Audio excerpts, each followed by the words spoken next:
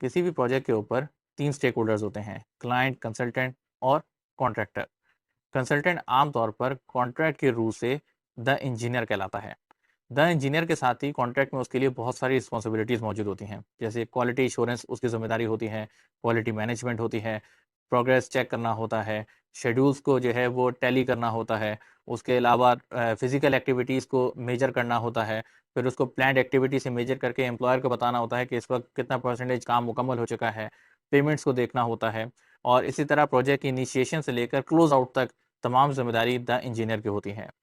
Engineer आमतौर पर client का एक रिप्रेजेंटेटिव होता है, चूंकि क्लाइंट के पास इतने ज़्यादा मैन पावर नहीं होती, लिहाजा वो अपनी ये ड्यूटी आउटसोर्स करता है और इसके लिए एक्सटर्नल कंसल्टेंट हायर किए जाते हैं। लेकिन अगर क्लाइंट के पास इनफ रिसोर्सेज मौजूद हैं तो उस पर बाउंड नहीं है कि वो कोई द इंजीनियर हायर करे, वो उसके लिए खुद भी अपने किसी बंदे को नॉमिनेट कर सकता है।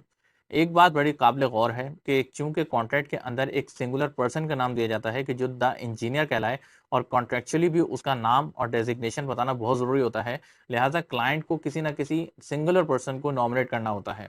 वही पर्सन द इंजीनियर कहलाता है और उसके पास वो तमाम अथॉरिटीज़ होती हैं जो द इंजीनियर के कॉन्ट्रैक्ट में मौजूद होती है, जैसे वही तमाम डॉक्यूमेंट्स के ऊपर साइन करेगा, वही तमाम इंपॉर्टेंट डॉक्यूमेंट को अप्रूवल करवाने से लेकर उसको इम्प्लीमेंट तक सब उसी की ज़िम्मेदारी होती है। लिहाजा वो एक पर्सन जो अपॉइंट किया जाता है वो बहुत ज़्यादा तजुर्बेकार भी होता है और उसकी टेक्निकल एक्सपर्टीज़ भी काफ़ी ज़्यादा होती है। बस एक चीज़ इंजीनियर के ज़िम्मेदारी में नहीं होती और ना ही कॉन्ट्रैक्चुअली उसको इस बात की अथॉरिटी दी जाती है कि वो इस पे कोई काम कर सके, वो ये कि वो कॉन्ट्रैक्ट के अंदर अमेंडमेंट नहीं करा सकता। ना ही वो किसी स्पेसिफिकेशन में कोई अमेंडमेंट करा सकता है, ना ही वो किसी ड्राइंग में करवा सकता है। अगर कहीं उसे लगता है कि ये काम को इस तरह नहीं इस तरह होना चाहिए, तो उसके लिए ज़रूरी है कि पहले वो एम्प्लॉयर से इस बात की अप्रूवल ले।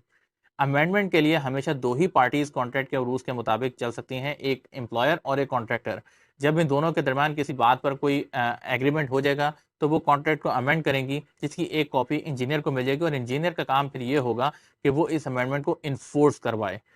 ये होता है इंजीनियर की ओवरऑल ड्यूटी और इंजीनियर की ज़िम्मेदारी बहुत ही इंपॉर्टेंट होती है, क्योंकि पूरे प्रोजेक्ट की क्वालिटी कंट्रोल उसी के हाथ के अंदर होती है। अगर इंजीनियर अपना सही तरीके से काम मुकम्मल ना करे तो प्रोजेक्ट डिलेज भी हो सकते हैं, लेकिन अगर वो सही तरीके से काम करे तो एंड ऑफ द डे वो इंजीनियर के लिए भी बहुत ही ज़्यादा एप्रिसिएशन की बात भी होती है।